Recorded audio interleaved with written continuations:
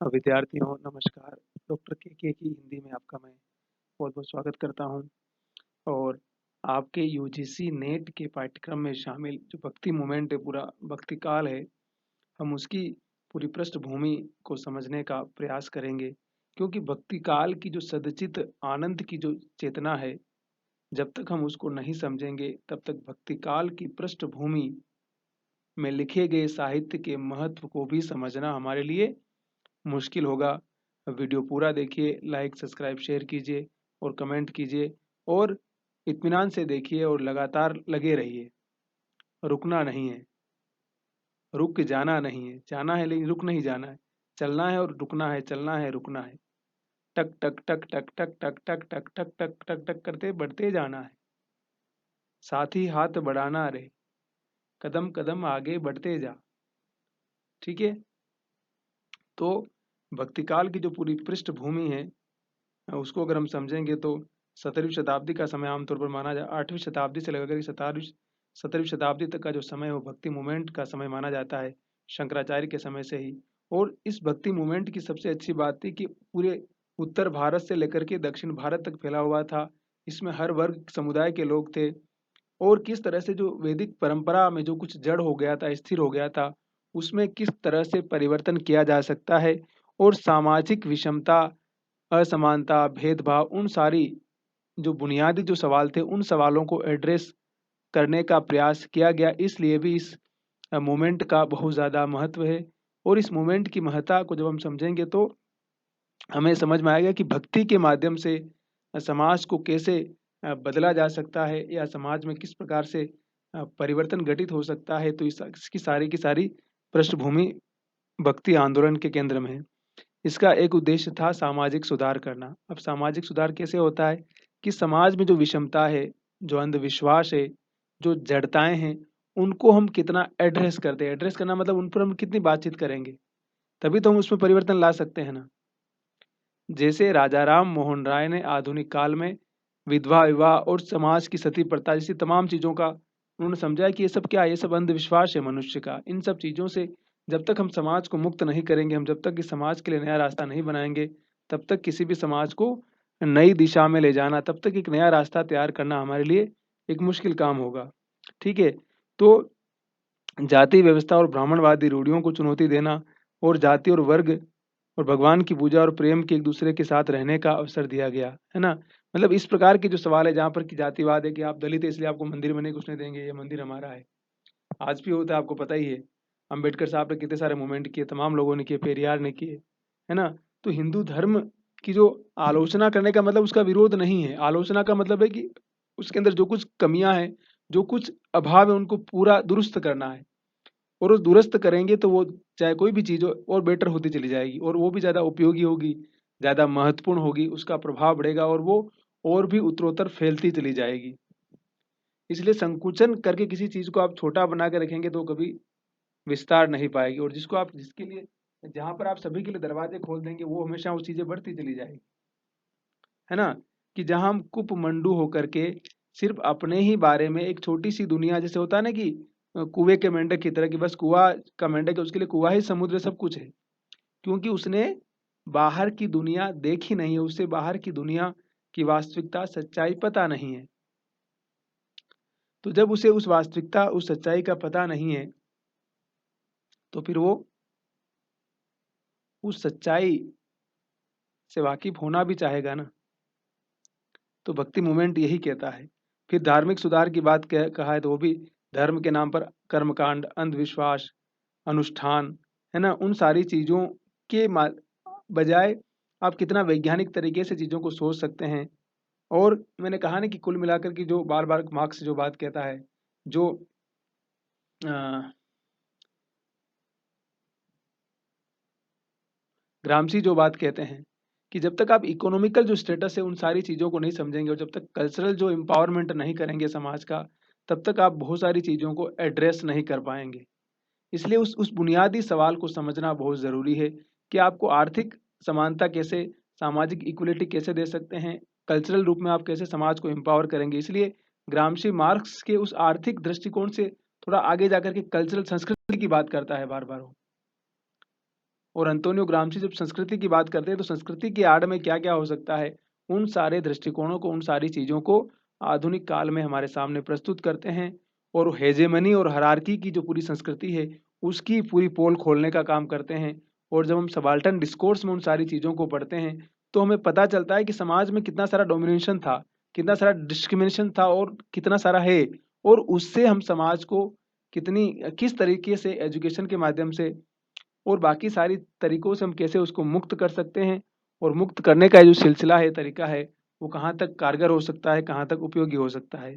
फिर साहित्यिक और सांस्कृतिक योगदान भक्ति मूवमेंट कैसे करता है कि समाज में एक मतलब अच्छा साहित्य लिखा गया है ना, तो साहित्य किस तरह से समाज को शनै शनै परिवर्तन करने में अपनी भूमिका कैसे निभाता है। फिर हमने कहा ना कि संस्कृति के जो जीवंत जो बिंदु है, जीवंत जो सरोकार है, उनको हम कितना आगे ला सकते हैं, वो बहुत महत्वपूर्ण है। तो संस्कृति के जो ठोस और जड़ जो सरोकार है, अगर उनको हम आगे लाएंगे तो शायद संस्कृति और भी विरूपित होती चली जाएगी। लेकिन संस्कृति के जो जीवंत सरोकार है, जो जीवंत बिंदु है, उनको अगर हम आगे लाते हैं तो शायद दृष्टिकोण, शायद नजरिया और भी बदलता चला जाएगा। और उस बदलते हुए नजरिए की जो महत्ता है, वास्तविकता है, अगर हम उसको समझेंगे तो बाकी सारी चीजें और भी सरल, सहज और प्रवाहमयी होती चली जाएगी। फिर हिंदू मुस्लिम समन्वय की बात भी भक्ति काल करता है। इसमें बहुत सारे मुस्लिम संत भी थे, हिंदू संत भी थे, है ना। तो जो भारतीय समाज की जो एक लंबी धारा रही है, जिसमें मुस्लिम लोग भी शासक रहे हैं, हिंदू लोग भी शासक रहे हैं, आपस में झगड़ा रहा है, लड़ते रहे, हमेशा रहे। लेकिन एक समन्वय किस प्रकार से हो सकता है, भक्ति के माध्यम से, मानवीय मूल्यों के माध्यम से, सरोकारों के माध्यम से। तो उन सारी चीजों को भक्ति काल की जो चेतना है वो कहीं ना कहीं एक बिंदु पर ला करके मिलाने का या खड़ा करने का काम करती है। तो वो भी अपने आप में बहुत बड़ी बात है। ठीक है। फिर आर्थिक सुधार की बात मैंने पहले ही कही कि इकोनॉमिकल सुधार जब तक किसी भी समाज में नहीं होगा, किसी भी देश में नहीं होगा, किसी भी व्यक्ति के जीवन में वो नहीं घटित होगा, तब तक उसका जीवन ट्रांसफॉर्म नहीं होगा। जैसे हम कहते हैं ना कि लिबरलाइजेशन भारत में शुरू होता है 91 में, है ना। ग्लोबलाइजेशन की बात करते हैं ना हम, कि हमने आर्थिक उदारीकरण शुरू किया हमने, कि दुनिया के सारे लोग यहाँ पैसा लगाएं और यहाँ की इकोनॉमी को डेवलप करने में अपनी भूमिका निभाए। तो उसका परिणाम आप देख रहे हैं आज, है ना। तो जितना अधिक पैसा आएगा बाजार में, इसलिए मार्केट क्या करता है कि मनी का सर्कुलेशन चाहता है हमेशा। तो व्यक्ति के जीवन में भी सर्कुलेशन होना चाहिए ना, मनी का, हर चीज का। तो आर्थिक स्थिति का सुधरना, आर्थिक स्थिति का एम्पावर्ड होना बहुत जरूरी है किसी भी समाज को ट्रांसफॉर्म करने के लिए। इसीलिए अमर्त्य सेन ने भी कहा था कि आप लोगों को स्किल सिखाना होगा, कुछ ऐसे काम सिखाने होंगे जिससे कुछ कर सके वो। सिर्फ कृषि के माध्यम से अनस्किल्ड लेबर को अच्छा पैसा नहीं मिलेगा, लेकिन वहीं स्किल्ड लेबर अगर हम डेवलप करते हैं, उन लोगों को कुछ काम सिखाते हैं, तो शायद उनकी जिंदगी में बहुत सारे परिवर्तन घटित होंगे। और उस बुनियादी सवाल को हमें समझने की आवश्यकता है। जब तक हम उस बुनियादी सवाल को एड्रेस नहीं करते हैं, उसको नहीं समझते हैं, तब तक बाकी सारी चीजों को समझना हमारे लिए एक बेईमानी होगी। ठीक है। तो और उस जमाने में कहा ना कि किसानों और जमींदारों के संबंध को भी बेहतर करने का प्रयास किया, तो उन सारी चीजों को। फिर सामुदायिक जुड़ाव की बात कही हमने, कहा ना कि भक्ति आंदोलन के अंदर तमाम जातियों के लोग शामिल थे। फिर सामाजिक जागरूकता फैलाने का काम करना, समाज में जागरूकता कि आप अंधविश्वास को छोड़ेंगे, जाति पाति में विश्वास नहीं करेंगे, धर्म से परे सोचेंगे, आप वैज्ञानिक दृष्टिकोण से सोचेंगे, सभी के बारे में अच्छा सोचेंगे, मानवीय सरोकारों के साथ सोचेंगे, है ना। तो और जड़ परंपराएं, जड़ विश्वास, अंधविश्वास, उन सारी चीजों से हम अपने आप को मुक्त करेंगे। और वो माध्यम है शिक्षा या एजुकेशन। तो उन सारी चीजों को समझना, उन सारी चीजों को जानना बहुत जरूरी है। फिर हमने कहा ना कि धार्मिक सहिष्णुता, रिलीजियस टॉलरेंस, टॉलरेंस धर्म के ना मतलब आपकी मैं हिंदू हूं तो इतना कट्टर हिंदू हूं कि बस कुछ भी बोला मेरे धर्म के बारे में तो मार दूंगा। मैं मुस्लिम हूं तो बहुत कट्टर हूँ, ईसाई हूं तो बहुत कट्टर हूँ, सिख हूं तो बहुत कट्टर हूँ, है ना।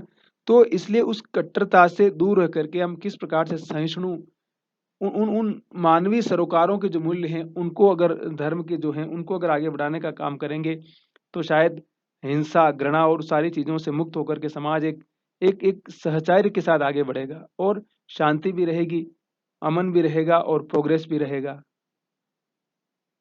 क्योंकि आप देखते हैं कि जैसे ही कहीं समाज में, राज्य में अशांति होती, तो सबसे अधिक नुकसान आर्थिक होता है हमेशा, और आपके राज्य का पूरा प्रोग्रेस रुक जाता है। फिर आध्यात्मिक जागृति तो होती है इस मामले में, ठीक है।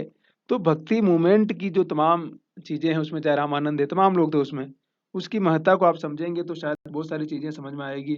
इसलिए भक्ति आंदोलन का जो इतिहास है बड़ा लंबा है और बड़ा पुराना है। और हमने बताया ना कि दक्षिण में आलवार और नयनार आते हैं किस तरह से, और पूरा दक्षिण एशिया में फैल जाता है किस तरह से। शंकराचार्य थे, फिर चैतन्य महाप्रभु, नामदेव, तुकाराम, जयदेव, रामानंद, राम के राम भक्त थे। चैतन्य महाप्रभु 16वीं शताब्दी में बंगाल में हुए थे, ठीक है, जिन्होंने कृष्ण की भक्ति का बहुत ज्यादा प्रचार प्रसार किया, ठीक। फिर रामानुजाचार्य भारतीय दर्शन शास्त्र के विद्वान थे। और वैष्णव जो संत की जो परंपरा, जिसको गांधी ने गाया ना कि वैष्णव जन तो तेरे कहिए जो पीर पर आई जाने रे, है ना।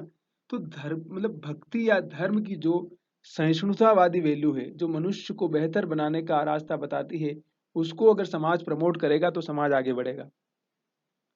अगर इस्लाम अपने हिंसक माध्यम से लोगों को मारना काटना उस रास्ते पर चलेगा तो उसको उसको कभी रिस्पेक्ट नहीं मिलेगा। चाहे कोई भी धर्म हो, चाहे कोई भी व्यक्ति हो, अगर वो उस रास्ते पर जाता है तो उसका अच्छा स्थिति नहीं होगा हमेशा। तो इसलिए उसको उस मानवीय सरोकार को समझने की आवश्यकता है। और जो भी इशू है उनको किस प्रकार से आप सोल्व करने की कोशिश करेंगे तो इशू सोल्व होते जाएंगे। अगर आप उनको बढ़ाने का प्रयास करेंगे तो शायद बढ़ते ही चले जाएंगे, ठीक है। फिर 12वीं शताब्दी में हमने कहा ना कि रविदास, नामदेव, कबीरदास आदि लोग आते हैं। फिर सिख धर्म का भी प्रादुर्भाव होता है, गुरु नानक ने उसको मतलब शुरू किया था किस तरह से। और ये सारी चीज़ें चलती, फिर तुलसी है, रामचरितमानस लिखा गया उस समय। और सूरदास ने ब्रज भाषा में खूब लिखा। और कबीर के हैं, मीराबाई के हैं, मतलब उनकी कविताएं हैं, उनके गीत हैं, है ना। तो इन सब चीज़ों ने मिलकर के किस प्रकार से, कैसे समाज में एक परिवर्तन का जो सिलसिला होना चाहिए उसको कहीं नहीं, कहते हैं ना कि जब कुछ चीज़ ठहर जाती है तो उसको कुरेदने की आवश्यकता पड़ती है। जब हम उसको कुरेदते हैं ना तो उसके भीतर से कुछ कुछ नया परिवर्तन घटित होने लगता है, ठीक है। तो एक तो बहुत लंबे समय तक ये आंदोलन चलता रहा और पूरे एशिया महाद्वीप में फैल गया था। और हमने कहा ना कि इसमें तमाम स्त्री पुरुष, हर जाति हर धर्म के लोग शामिल थे, है ना। और इस आंदोलन के कारण क्या होता है कि संस्कृत भाषा के बजाय जो क्षेत्रीय जो भाषाएं थी, चाहे ब्रज हो, अवधी हो, या दक्षिण भारत की तमाम भाषाएं, उनमें सारा कुछ लिखा गया। तो संस्कृत को भी कहीं ना कहीं यहाँ जो शास्त्रीय भाषा थी और कुछ चंद लोग बोलते थे, तो आप देखिए कि फिर उसका महत्व अपने आप कम होता चला गया। और भक्ति मूवमेंट ने कहीं ना कहीं, कहते हैं कि इस्लाम का जो प्रसार होता है उसको भी रोकने का काम किया था। और सूफीवाद पर भी इसका प्रभाव पड़ता है। तो समझ सकते हैं इस प्रकार से भक्ति मूवमेंट का जो महत्व है। और भक्ति के बारे में तमाम जो चीज़ें चलती है वो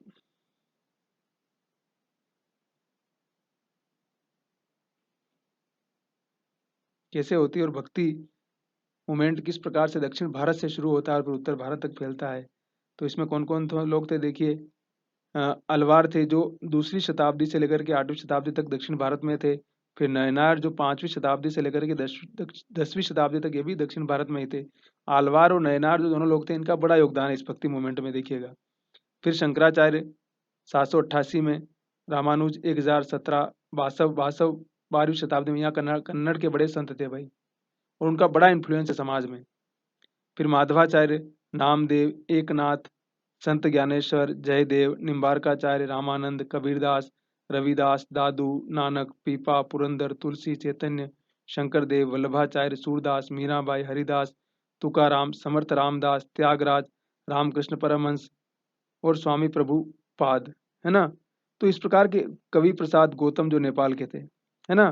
तो इस प्रकार से अगर हम समझेंगे इस भक्ति मूवमेंट की महत्ता और भक्ति मूवमेंट के संतों को, तो शायद भक्ति काल की या भक्ति जो पूरा मूवमेंट है उसकी महत्ता हमें समझ में आएगी। और भक्ति मूवमेंट को सिर्फ, मैंने कहा ना, सिर्फ भक्ति के आलोक में नहीं देखना है, बल्कि उसका सामाजिक कंट्रीब्यूशन कितना है।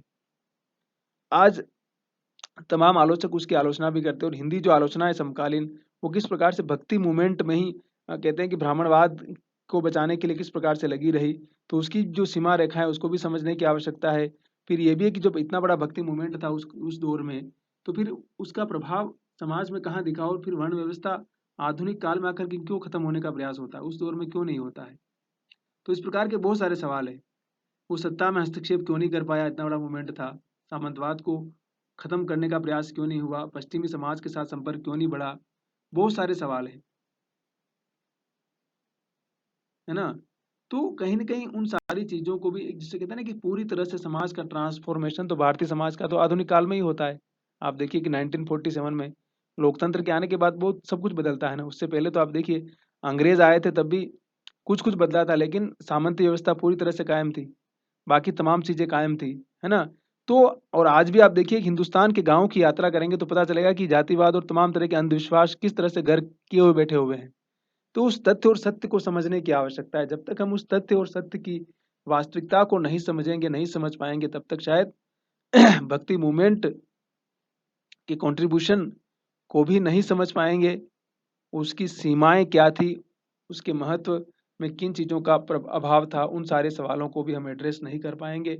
और कहीं न कहीं अगर हम आधुनिक समाज की बात करते हैं, साइंटिफिक टेम्पर की सोसाइटी की बात करते हैं, तो उसके लिए ज़रूरी है शिक्षा।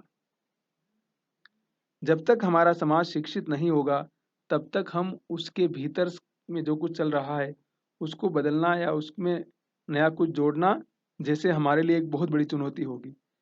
तो एजुकेशन भी ऐसी होनी चाहिए कि जो आपके जिसे कहते हैं ना कि आजकल तो सारी शिक्षाएँ कॉमर्स मतलब उस तरह की हो गई जैसे बाज़ार वाली शिक्षाएँ हो चुकी है। अब ह्यूमैनिटी और हिस्ट्री, पॉलिटिकल साइंस, अर्थशास्त्र कोई पढ़ना नहीं चाहता है ना? हिंदी साहित्य कौन पढ़ना चाहता है, अंग्रेजी साहित्य? साहित्य-फाहित्य पढ़ के लोग कहते हैं क्या होने वाला है? हमें तो ऐसा काम सिखाओ कि जो एमबीए कर ले फटाफट और हमें 2 लाख रुपए महीने की नौकरी मिल जाए बस, है ना? तो जब समाज उस तरफ जा रहा है, कहते हैं कि आप जिस प्रकार के बीज बोएँगे ना, उसी प्रकार के तो फल काटेंगे हम। हम लगातार ह्यूमन बेस्ड एजुकेशन को रिड्यूस करते जा रहे हैं, खत्म करते जा रहे हैं और हम कह रहे हैं कि हमारे समाज में इतना वायलेंस क्यों बढ़ रहा है? बच्चे इस प्रकार से क्यों बिगड़ रहे हैं? घरों में पारिवारिक रिश्ते क्यों टूट रहे हैं? इतने सारे तलाक क्यों हो रहे हैं? समाज बिखर क्यों रहा है? उसके इंटरनल जो कॉन्फ्लिक्ट इतने सारे क्यों बढ़ते जा रहे हैं?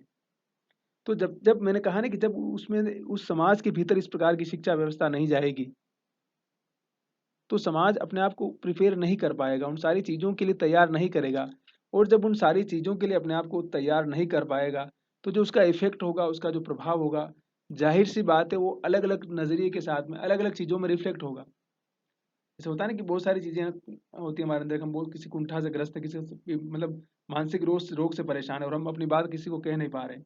तो उसके बहुत सारे जो आउटपुट होंगे ना, वो हमारी बॉडी में अलग-अलग तरह से आएँगे। कभी गुस्सा बहुत हो रहे हैं, कभी घर में बात नहीं कर रहे हैं, कभी कुछ हो रहा है, कभी किसी से झगड़ा हो रहा है जानबूझ करके, कभी हमारा मूड ठीक नहीं, कभी हमने गाड़ी ठोक दी कहीं पर, कभी हम ठुकवा गए, कहीं पैर तोड़ लेके आए। क्योंकि हमारी मनःस्थिति और शरीर की जो मनःस्थिति वो ठीक नहीं है। क्योंकि हम हमारे अंदर बहुत सारा कुछ चल रहा है जिसको हम सही तरीके से कंट्रोल नहीं कर पा रहे हैं। हम उसको सही दिशा में गाइडलाइन नहीं दे पा रहे हैं, इसलिए वो गलत दिशा में जा रहा है और वो उसका जो रिज़ल्ट है वो गलत तरीके से हमारे दिलो-दिमाग में आ रहा है। इसलिए सही गाइडेंस, सही एजुकेशन और वो सारी चीज़ें समय और उम्र के साथ बहुत ज़रूरी है। जब वो सारी चीज़ें व्यक्ति के साथ भी नहीं, जैसे होता है ना कोई पेड़ लगा रहे हैं, पौधा लगा रहे हैं हम, अगर उसको उचित मिट्टी नहीं मिलेगी, उचित खाद बीज नहीं मिलेगा, सूर्य का प्रकाश नहीं मिलेगा, प्रकृति का जो सारा एटमॉस्फेयर नहीं मिलेगा तो ग्रो नहीं कर पाएगा। और अगर उसको इस तरह से गलत दिया ग्रो मतलब कम ज़्यादा मिला तो उसकी ग्रोइंग अलग तरह की होगी। दुबला-पतला पता चला कि आधा चला और सूख गया या फिर बहुत बड़ा हो गया तो फिर उसके फल नहीं आ रहे, कुछ और हो रहा है ना? तो वैसा का वैसा ही जैसे व्यक्ति मन के साथ, व्यक्ति शरीर के साथ भी कुछ वैसा ही होता है। तो इसको भी हमें जो फ्रायड कहता है ना सिगमंड फ्रायड कि मनोविज्ञान किस तरह से काम करता है। शरीर का अपना एक मनोविज्ञान है, मनुष्य मन का अपना एक मनोविज्ञान है। उसके उसके भीतर बहुत सारी परतें हैं, उन सारी परतों को हमें समझने की आवश्यकता है। जब तक हम उन सारी परतों को, उन सारी चीज़ों को नहीं समझेंगे, तब तक ये समझ के चलिए कि कोई भी रिज़ल्ट देना, कोई भी परिणाम देना हमारे लिए मुश्किल या असंभव ही होगा। इसलिए उस वास्तविकता को, उस हकीकत को समझना बहुत ज़रूरी है और अगर हम उस हकीकत को नहीं समझेंगे, तो शायद भक्ति मूवमेंट की जो महत्ता है, भक्ति मूवमेंट का जो महत्व है, हम उसको भी समझ नहीं पाएँगे, है ना? देखिए, जब तक हम सोशल साइंस को नहीं समझेंगे, लिटरेचर को नहीं समझेंगे, तब तक कहीं न कहीं हमारे भीतर की जो जो कहते हैं ना ह्यूमन वैल्यूज़ जो डेवलप होनी चाहिए, नहीं तो आदमी कहते हैं ना कि भई आप बचपन से ही पैसा-पैसा करेंगे तो आपके दिमाग में हमेशा पैसा ही रहेगा, बस पैसा कमाना, लोगों को ठगना ही रहेगा। लालच कैसे बढ़ जाएगा? तो आपको जिस प्रकार के संस्कार मिलेंगे बचपन से ही, वैसा ही मनुष्य का मनःस्थिति पैदा होगा। बाकी ईश्वर या प्रकृति तो मनुष्य को बिल्कुल बच्चे की तरफ बच्चा ही पैदा करती है और बड़ा जब मरता है तभी इंसान बच्चा ही होता है। ये बीच में से जो सारा कुछ कारोबार चलता है वो मनुष्य का कारोबार है। जहाँ उसको कभी वो बहुत ज़्यादा आस्तिक बना देता है तो बहुत ज़्यादा वो अंधविश्वासी बना देता है, तो बहुत ज़्यादा भ्रष्ट बना देता है, तो बहुत ज़्यादा बेईमान बना देता है